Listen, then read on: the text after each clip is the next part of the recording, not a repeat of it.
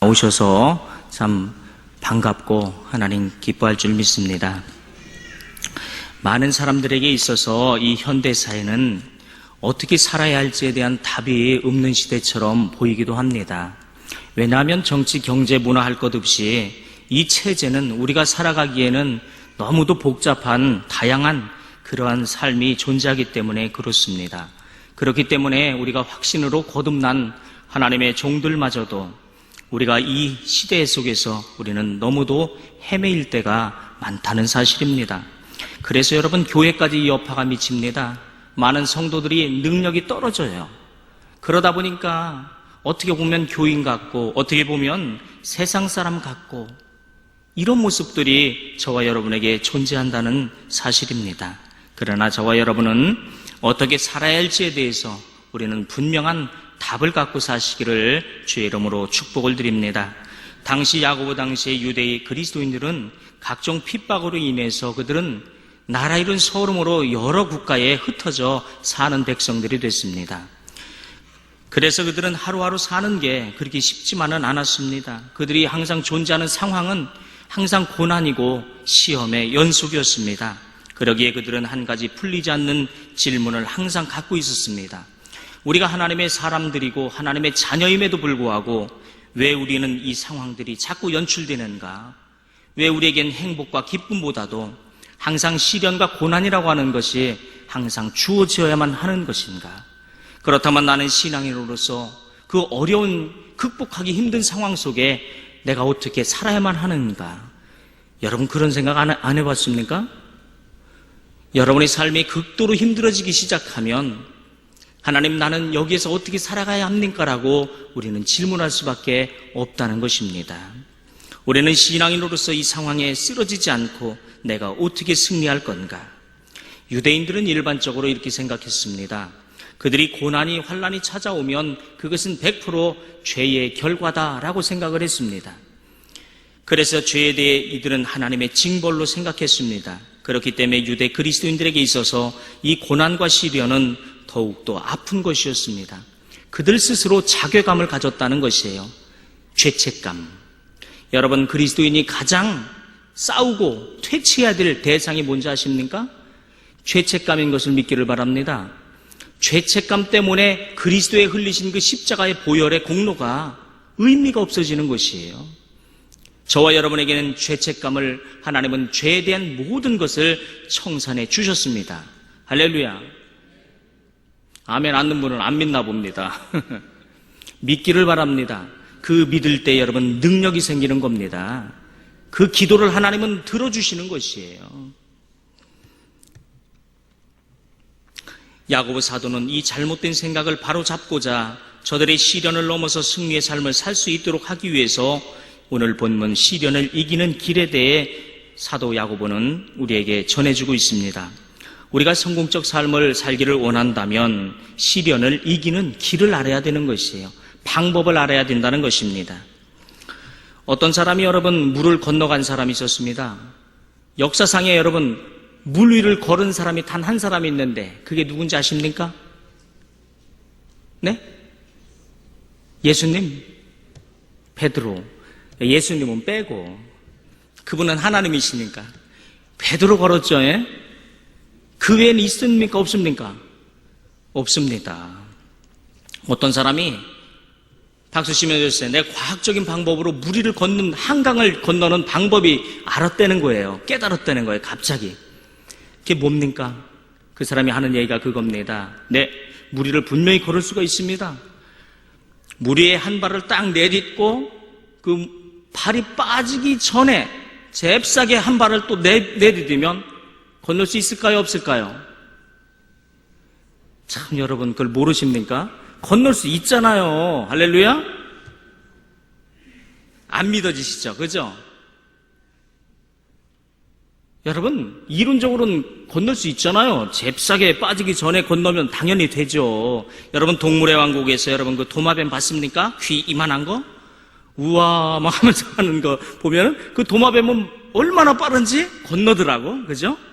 근데 사람은 건넙니까? 못 건넙니까? 못 건너요.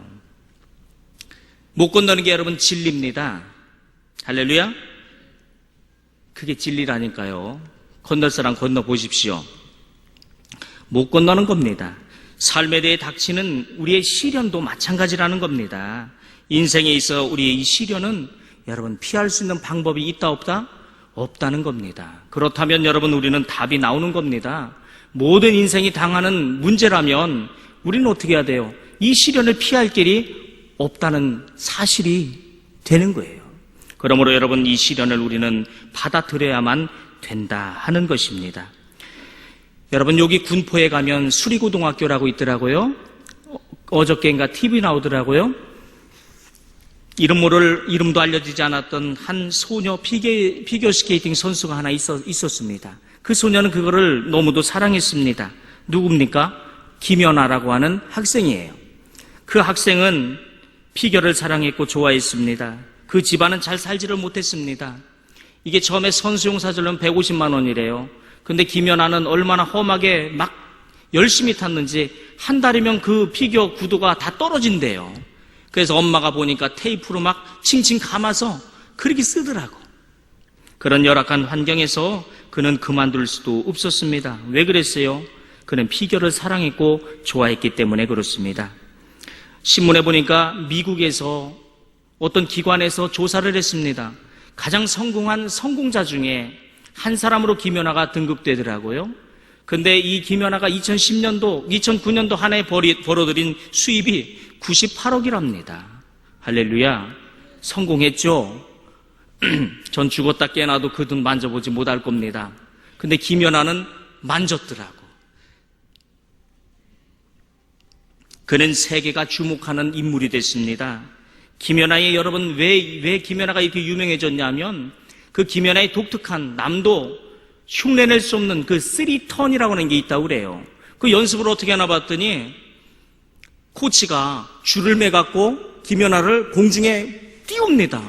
그럼 김연아는 그냥 죽을지 모르고 빙그르르 도는 거예요. 자기 정신이 아니래요. 이게 어떻게 떨어지는지도 모르는데 김연아가 하는 소리가 뭡니까? 내가 3턴 한 번을 성공시키기 위해서는 3,000번의 넘어짐으로 나는 배운다. 그는 인대가 늘어난 환자입니다. 무릎 관절로 고통의 나날입니다. 그것 때문에 그는 경기가 끝나고는 항상 병중에 눕는다 그럽니다. 눈으로 볼 수도 없었고 귀로 들을 수도 없던 입으로 말할 수 없던 삼중고 겪었던 헬렌 켈러가 있었습니다. 그녀는 20살 때의 그 어렵단 하버드 대학에 입학을 했습니다. 그렇게 하고 4년 만에 졸업을 했습니다. 그리고 인문학 박사, 법학 박사학위를 수여받았습니다. 그녀는 말합니다. 인격은 편안하고 조용한 가운데서 개발될 수 없다. 오직 시련과 고난의 체험을 통해서만 영혼은 강해지고 비전은 분명해지며 야망은 고무되고 성공은 고취된다 그랬습니다. 그러므로 시련과 고난의 길에서 우리가 물어야 할 질문은 이겁니다. 어떻게 하면은 내가 시련을 당하지 않을 건가? 이것이 아니라 하나님 어떤 지경에 있는 내가 시련을 당할 때에 하나님 내가 이길 수 있게 하여 주옵소서. 이러한 여러분이 되기를 바랍니다. 첫째로 성경은 말합니다. 시련을 기쁘게 여겨라 그랬습니다. 2절부터 4절 사이에 나옵니다. 우리 다 같이 2절 보실까요? 내 형제들아 너희가 여러 가지 시험을 만나거든 온전히 기쁘게 여기라. 너희가 만일 시험을 만나거든 이라고 말하지 않습니다. 뭐라고 그랬습니까? 시험은 여러분 가정법이 아닙니다. 어떤 때는 오고 어떤 때는 안 오고 재수 좋으면 안 오는 거 그게 아니라는 겁니다. 여러분 여기 시련 당하지 않는 분 계십니까? 집사님 이렇게 하니까 안 당하는 줄 아셨어요. 시련은 다 당합니다. 우리가 착각하는 게 그거예요. 나만 꼭 시련 당한다고 생각하는데 문제가 있다는 겁니다. 여러분 진짜 지혜로운 사람은 그거예요. 나는 시련이 너무도 작게 온다고 보이는 것입니다. 남들의 시련이 더 크게 보이는 것이에요. 그러므로 그 사람은 남의 시련을 울어줄 수 있고 그 시련 앞에 내가 그의 걱정과 근심을 들어줄 수 있는 힘이 생기고 그를 내가 안아줄 수 있는 힘이 생긴다. 할렐루야. 너희가 시험을 만나거든 이 시험은 피할 수 없다는 겁니다. 사람은 누구나 살다 보면요 고난의 골짜기를 지날 때가 있습니다. 그때 우리의 자세는 왜 내가 여기를 지나가야 합니까? 라고 하는 그렇게 할 것이 아닙니다. 모두에게 일어나야 할 일이 그 시점 그때에 나에게도 일어나고 있다. 우리는 이렇게 받아들여야 할 것입니다. 그래서 성경은 이 시련에서 승리하는 비결을 우리에게 가르쳐 줍니다. 오늘 본문이 그러죠. 여러 가지 시험을 만나거든 그랬습니다. 여러분, 시련은 종류가 몇 가지다? 여러 가지다. 할렐루야. 내가 당하지 않은 시련도 누구에겐 당할 수 있다는 겁니다.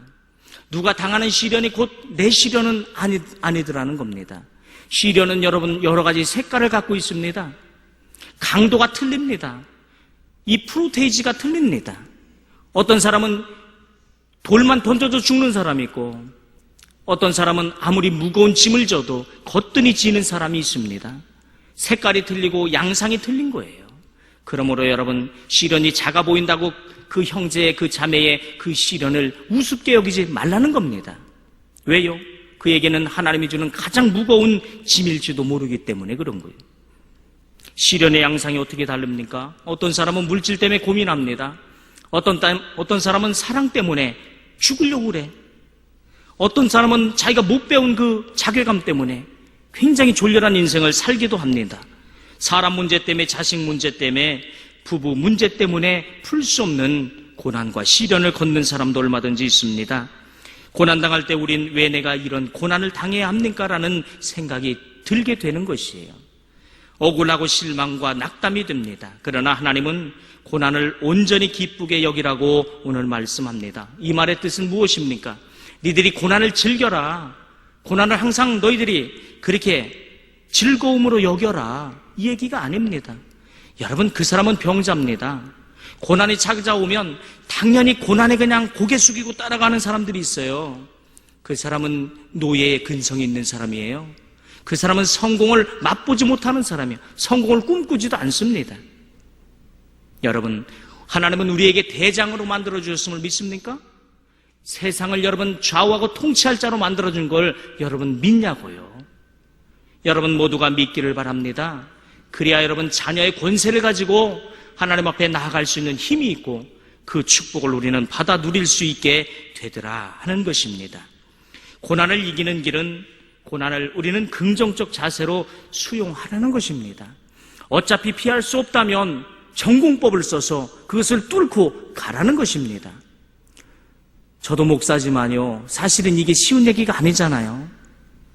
내가 목회자로서 이 길을 가려면 피할 길이 없더라고요. 처음에는 저도 피해 보려고 한두 번 노력했겠습니까? 별짓 다 해봤어요. 어떻게 하면 피해서 가볼까? 야리 쳐서 어떻게 가볼까? 하나님은 결코 속지 않습니다. 내가 하나님을 속이려고 그래요. 여러분, 하나님을 속이려고 하는 분들 혹시 있으면 빨리 던져버리길 바랍니다. 하나님은 속지 않아요. 여러분이 정직하게 시련이 다가오면 그 시련 앞에 무릎을 꿇고 하나님, 이게 웬일입니까? 지혜를 구하라고요.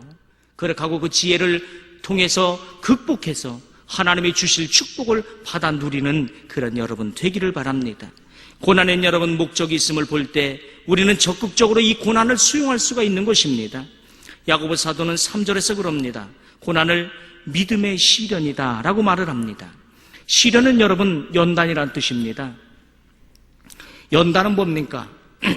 쇠나 금을 용광로에 넣어서 단련시키는 것을 연단이라고 그렇게 말을 합니다. 어떤 쇠붙이는 이 연단을 견디지 못하고 그만 1000도, 2000도에 깨지는 쇠붙이가 있습니다. 그 쇠는 쓸 수가 있습니까? 쓰지를 못합니다. 그런데 이 쇠덩어리 처음에 이만한 걸로 시작했다가 나중에는 요만한 걸로 가는 거예요. 불순물이 다 꺼지는 겁니다. 진짜만 남는다는 것이에요. 진짜는 더 뚜둥기고 더 뚜둥깁니다. 아니, 이제 그만할 때도 됐는데 그만하지 않는 거예요. 또 집어넣어. 찬물에다 넣었다, 불덩어리에 넣었다. 그렇게 하고 또 냅다 또 막 이유도 없이 조지는 겁니다. 그럼 어떻게 되는 거예요? 여러분, 대장장이가 칼 만들기로 작정했어. 이 칼이 보검이 되는 겁니다. 할렐루야. 세상에 하나밖에 없는 그 칼이 되는 거예요. 이런 쇠야말로 가장 가치 있는 쇠가 되는 겁니다. 연단을 많이 받으면 받을수록 더 큰 가치의 쇠붙이가 되어 나오는 겁니다. 그러므로 하나님 여기까지만 나에게 연단을 허락하옵소서, 이렇게 우리는 기도해서는 안 됩니다. 야베스의 기도가 여러분에게 기도가 되기를 바랍니다. 하나님 이 산지를 나에게 주옵소서. 여러분 그 산지가 무엇입니까? 야베스가 어떤 사람이에요? 그 산지를 감히 얻을 수 없는 환경에 놓였던 사람. 야베스의 가슴에는 하나님의 크심이 보였다고요. 그러므로 여러분 야베스의 기도대로 하나님은 이루어 주십니다. 연단을 받은 많지 우리는 믿음이 생기고요, 순종이 생겨서 하나님 앞에 쓰임받는 사람이 되더라 하는 것입니다. 모세는 양떼를 이끌고 미디안 광야까지 가봤습니다. 그가 간 곳은 고작 어디까지예요? 미디안 광야였습니다. 성경은 놀랍게도 기록합니다. 모세가 여러분 어디에서 죽음을 맞이할까요? 광야까지더라고요. 반면에 그의 후계자 여호수아는 정탐꾼의 자격으로 위험천만한 가나안까지 갔던 사람이에요. 그 사람은 가나안의 꿈을 꿨던 사람이라고요. 여러분 꿈을 높이 꾸십시오. 고난이 크면, 환난이 크면 어떤 자에게 고난과 환난이 클까요? 꿈이 큰 사람, 하나님이 크게 쓰기로 작정한 사람, 그 사람은 환난과 고난이 쉬질 않아요. 여러분 근데 목표는 어디더라? 하나님이 크게 쓰는 자리더라. 오늘 이 여호수아가 그런 사람이에요. 위험천만했던 하나님이 주실 그 가나안 땅, 거기까지 갔던 그 여호수아는 이 마음속에 여러분 쉴 수 없는 거룩한 목표가 있었다고요. 그는 결국 어떤 사람이 됐습니까? 이스라엘을 최종적으로 이끌고 하나님이 주실 그 천국 가나안 땅까지 이르는 그런 리더가 되더라. 할렐루야. 여러분의 큰 꿈이 있습니까? 환난아 와라, 고난아 와라. 여러분 견디고 연단 속에 들어가시길 바랍니다. 그러면 하나님은 그대로 여러분을 축복해 주시는 겁니다. 누구도 시련이 컸던 욥이 있었습니다. 욥은 이렇게 말합니다. 나의 가는 길을 그가 아시나니 그가 나를 단련하신 후에는 내가 정금같이 나오리라. 시련엔 반드시 목적이 있습니다. 그러므로 여러분 낙담해서는 안 됩니다. 오히려 그것은 하나님이 여러분의 삶 안에서 역사하고 있다고 하는 사인이기 때문에 그런 거예요. 하나님이 사랑하시는 자에게는 여러분 연단을 주십니다. 그 연단 속에서 우리는 하나님이 내가 함께 할 테니까 너는 의지하고 나를 믿고 견디고 있어 봐라. 여러분 그 음성이 들리기를 바랍니다. 하나님은 여러분을 더욱 귀히 쓰시려고 더욱 큰 연단을 우리에게 가져다 주고 있는 겁니다. 둘째로 어떨 때 우리는 고난을 긍정적 자세로 수용할 수가 있습니까? 고난에 유익이 있다고 하는 사실을 아는 사람이 그것을 수용할 수가 있습니다. 3절에 보니까 그럽니다. 너희 믿음의 시련이 인내를 만들어내는 줄 너희가 알미라 그랬습니다. 고난은 인내를 만들어낸답니다. 성숙한 신앙은 누굽니까? 인내가 쌓일 때 여러분 성숙해지는 겁니다. 그런 말 있죠. 눈물 젖은 빵을 먹어보지 않고는 인생을 논하지 말라. 왜 사람이 여러분 나이가 들면 지혜로워질까요? 왜 성숙해질까요? 인생 살다 보니까 별거 아니더라는 거죠. 거기서 거기더라는 거. 내가 잘났다고 떠들 필요도 없고 못났다고 졸려할 필요도 없더라. 50보 100보더라. 그걸 보기 때문에 그런 거 아니겠습니까? 인내는 고난을 통해서만 배울 수가 있습니다. 인내만이 열매를 맺힐 수가 있는 겁니다. 고난은 인내를 길러줄 뿐만 아니라 더 나아가 인격을 성숙해 만드는 힘이 되는 겁니다. 그러므로 4절에 보니까 온전하고 구비하여 조금도 부족함이 없게 하려 함이니라 그랬습니다. 거기엔 여러분 두 가지 단어가 나오죠. 온전하게 하다, 구비시키다는 단어가 있습니다. 온전케 한다는 건 뭡니까? 완전케 한다 이런 뜻이 아닙니다. 성숙해 한다는 뜻을 갖고 있어요. 그게 온전케 되는 것이. 여러분 신앙은 온전해야만 사람을 살리는 것입니다. 여러분이 직분을 가진 것으로 사람을 살리는 게 아니에요.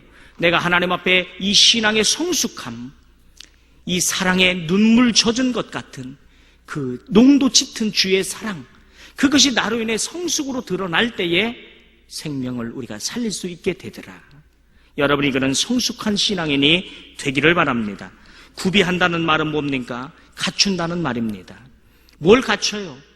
여러분 성숙한 사람은 기본적으로 따라가는 플러스가 있어요. 그게 구비하는 겁니다. 하나님이 성숙해 만들고 하나님의 사람으로 갈 때에는 그에게 하나님의 지식을 사랑하게 하고 그가 이 땅에서 필요한 것을 능력 있게 주시고 지혜를 주시고 실력을 향상시켜 주시더라. 여러분, 이게 뭘 통해서 가능하다? 인내 없이는 안 된다는 겁니다. 공부도 안 튼 놈이 하나님의 은혜를 받고 나더니 공부를 하는 겁니다. 학생들 공부 못하는 학생도 또 마찬가지예요. 은혜 못 받아 그래. 은혜 받으면 공부 잘할 수밖에 없습니다. 왜? 지혜의 영이신 성령께서 지혜를 주기 때문에. 그렇게 하고 내가 왜 공부해야 되는 이유를 알기 때문에 그런 실력이 향상되고요, 능력이 쌓이게 되더라는 것입니다. 이처럼 인내는 성공으로 이끄는 능력이 된다 하는 것입니다. 하나님은 우리가 온전하고 구비된 성숙한 인격이 되기를 원하십니다. 그래야만 하나님이 쓰실 수가 있기 때문에 그렇습니다. 하나님은 준비된 자를 쓰십니다. 할렐루야. 여러분, 준비된 여러분 되기를 바랍니다. 준비라고 하는 것은 여러분 그냥 기도만 한다고 준비되는 게 아닙니다. 기도했으면 여러분이 그 기도대로 사시길 바라고 준비하시길 바래요. 그래서 세상 사람보다 더 똑똑한 사람 되고요, 세상 사람보다 더 여러분은 능력 있게 이 사회를 움직이는 실제적 실력자들이 되시라는 겁니다. 여러분이 사업가입니까? 그 사업의 1등이 되길 바라고요. 정치가입니까? 바른 정치를 통해서 그 환경을 여러분 일구기를 바라고요. 내가 학자입니까? 여러분 학자의 역할을 통해 최고가 되기를 바라고 그런 것이에요. 그래야만 하나님 앞에 우리는 크게 쓰임받을 수가 있습니다. 그러기 위해서는 우리는 이걸 알아야 돼요. 어느 분야든지 고난의 학교에서 연단의 과정을 거치지 않고는 되어지지가 않더라는 겁니다. 사랑하는 성도 여러분, 혹시 고난의 길을 걷고 계십니까? 지금 여러분이 걷고 있는 길은 결코 헛되지 않을 겁니다. 거기엔 여러분을 향한 하나님의 목적과 유익이 있기 때문에 그렇습니다. 여러분이 시련을 겪고 있다는 것은 지금 하나님께서 당신 안에서 역사하고 있다는 증거가 되기 때문에 그렇습니다. 둘째로 우리는 지혜를 구해야 합니다. 하나님이 이 연단을 내가 어떻게 지나가야 할까요? 지혜를 구하라고 5절 이하엔 말합니다. 5절에 보니까 너희 중에 누구든지 지혜가 부족하거든 모든 사람에게 후히 주시고 꾸짖지 아니하시는 하나님께 구하라. 그리하면 주시리라.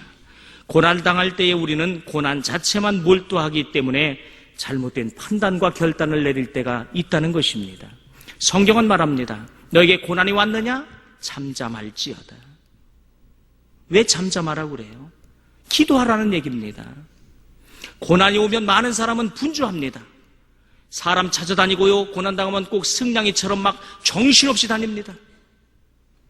여러분 그렇죠, 그죠? 이게 인간의 본능이라는 겁니다. 우리의 본능 앞에 여러분 서지 않기를 바랍니다. 믿음 앞에 서기를 바랍니다. 하나님은 믿음 앞에 자꾸 세우는 것이에요. 고난이 다가오는 이유는 단 하나, 우리의 믿음 앞에 세우더라. 믿음의 실천을 보기 원하시더라. 그거예요. 그러므로 하나님은 믿음으로 나에게 축복 주고자 하더라 하는 겁니다. 그러므로 고난 당할 때 우리는 하나님의 지혜를 구해야 합니다. 감정적으로 반응하지 않도록, 환경에 지배당하지 않도록 우리는 기도를 해야 한다는 겁니다.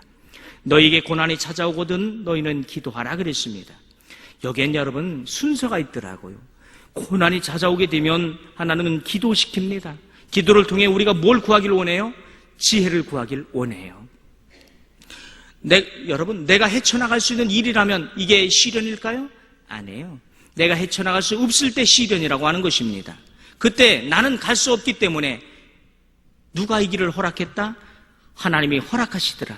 그러면 이걸 풀 자가 누구더라? 하나님이시더라. 이걸 믿고 하나님 앞에 무릎 꿇고 하나님 이게 웬일입니까? 지혜를 구하는 겁니다. 그러면 여러분에게 지혜가 임하면 아 그렇구나. 그때부터 우리는 인내가 생기는 거예요. 인내가. 그 이유가 알면은 우리는 견디는 힘이 생긴다는 것이죠. 그러면서 하나님은 우리에게 그 인내 기간이 끝날 때 뭘 주신다? 열매가 기다리고 있더라. 그런 것입니다. 6절 이하에 그런 것입니다. 주님은 말합니다. 오직 믿음으로 구하고 조금도 의심하지 말라. 우리는 종종 하나님께 지혜를 달라고 기도하고서는 세상적인 방법으로 우리는 고난에서 벗어나려고 우리는 하는 사람들을 너무도 많이 보게 됩니다. 하나님은 말씀했습니다. 7절 이하에 이런 사람은 무엇에든지 죽게 얻기를 생각하지 말라. 두 마음을 품어 모든 일에 정함이 없는 자로다 그랬습니다. 9절 10절 이하에도 보니까 이런 말이 있죠. 낮은 형제는 자기의 높음을 자랑하고 그랬습니다. 이 말이 뭡니까? 낮은 형제라고 하는 것은 가난한 사람들을 의미합니다. 그들이 물질적으로 고난으로 인해서 사는 것이 힘들고 어려울지라도 낙심하지 말고 그리스도에서 높아진 그 성품, 지위, 그런 신분을 바라보고 너희는 기뻐하라. 그걸 견디고 있으라는 겁니다. 너희가 넘어지고 아무리 굶어 죽을 것 같아도 하나님은 거기서 너희를 먹이시고 입히시는 것을 너희가 알지어다. 그러므로 너희가 그 기간이 지날 때에 하나님이 예비하신 축복에 너희들은 들어갈 것이다. 이걸 말하는 겁니다. 또한 10절에서는 그럽니다. 거꾸로 부한 형제는 자기의 낮아짐을 자랑할지니 그랬습니다. 한때 부유했던 사람이 가진 재물을 잃어버리면 그 겪는 고난이요, 가난해서 겪었던 사람의 고난과 비교할 수 없이 힘듭니다. 그는 그렇게 살아봤기 때문에 그런 것이에요. 그러나 그런 경우에도 기뻐하라고 말을 하는 겁니다. 왜 그렇습니까? 10절에 그 답이 나와 있죠. 이는 풀의 꽃과 같이 지나갑니다. 여러분, 이 세상의 모든 것은 풀의 꽃처럼 시절이 지나면 지나간다는 것입니다. 많은 사람들은 그게 나를 보호해 줄 것처럼 우리는 거기에 목매달고 살잖아요. 우리 보고 그렇게 살라는 것이 아닙니다. 잠깐 우리에게 필요하니까 하나님은 물질도 주시고 건강도 주시고 사람도 주시고 행복한 삶도 허락하신다. 할렐루야. 언젠가는 다 헤어져야 될 것이라는 겁니다. 자식과도 헤어질 거고요. 다 헤어집니다. 우리는 호련히 하나님 앞에 서게 될 거예요. 나 혼자만 쓰는 거예요. 믿음의 분량에 따라 쓰게 된다는 겁니다. 셋째로, 그러므로 우리는 주께로부터 인정받으려고 해야만 한다는 겁니다. 12절에 보니까 그런 말이 있죠. 시험에 참는 자는 복이 있도다. 이것에 옳다 인정하심을 받은 후에 주께서 자기를 사랑하는 자들에게 약속하신 생명의 면류관을 얻을 것임이니라 그랬습니다. 사람이 고난받으면 본능이 발동을 합니다. 고난에서 벗어나려고 발동을 한다는 거예요. 그러다 하는 것이 여러분 뭡니까? 세상적인 방법을 다 동원하는 것이에요. 이거야말로 여러분 망조입니다. 그거야말로 아주 망가지는 지름길이 되는 겁니다. 이것이 사람들이 종종 범하는 잘못들이잖아요. 그러나 우리는 명심해야 되는 겁니다. 시련을 이기는 길은 주님으로부터 인정받는 것에 우리는 초점을 맞춰야 된다는 겁니다. 여기엔 여러분 두 가지 초점을 맞춰야 되는 겁니다. 첫째로, 이 고난이 내가 죄 때문에 왔는가를 여러분 생각해야 되는 거예요. 그러므로 고난이 찾아오면 너희는 잠잠하라. 주님 앞에 무릎 꿇고 기도하라는 겁니다. 하나님이 왜 고난이 왔습니까? 내가 잘못된 거 있으면 생각나게 해주세요. 지혜를 주세요, 하나님. 생각나거들랑 여러분 회개하십시오. 주님을 찬송하십시오. 그러나 여러분 하나님의 지혜가 임하고 주의 평화가 임함에도 불구하고 그런 마음이 아니라면 주께서 여러분을 연단을 위해 그때를 주신 것을 기억하고 기다리고 주를 찬송하고 기다리시기를 바랍니다. 그러면 하나님은 그때가 지나면 여러분을 세워주시는 것이에요. 주님의 인정을 받은 자에게 주어지는 약속이 있습니다. 12절이 그거죠. 이것에 옳다 인정함을 하심을 받은 후에 그랬습니다. 이 말은 뭐예요? 이 세상에서 여러분 주님께로부터 쓰임받는 실제적 복을 여러분 누리게 해주겠다는 겁니다. 그때 여러분 물질이 필요합니까? 물질의 복을 주겠다는 거예요. 명예가 필요한 자에게는 하나님은 명예의 길을 허락하셔요. 지식의 길이 필요한 자에게는 하나님이 지식의 문도 열어주시는 거예요. 행복한 어떤 가정을 필요해야만 하는 가정에는 하나님이 전에도 없었던 행복한 가정으로 하나님은 세워주시는 겁니다. 실은 여러분 망치와도 같은 겁니다. 이유도 모르고 두들겨 맞는 못이 있답니다. 그 못은 여러분 망치가 마치 왼수와도 같아. 원수도 아니야, 왼수. 여러분 원수와 왼수의 차이를 아십니까? 원수와 왼수의 차이는 이겁니다. 원수는 뭐예요? 미워하면서도 내가 안 봐도 그만인 사람, 그 사람이 원수예요. 요거보다 좀 센 게 왼수. 왼수가 뭡니까? 미워 죽겠는데 1초도 보기 싫어. 근데 여러분 안 볼 수 없는 사람이야. 미치겠는 거예요.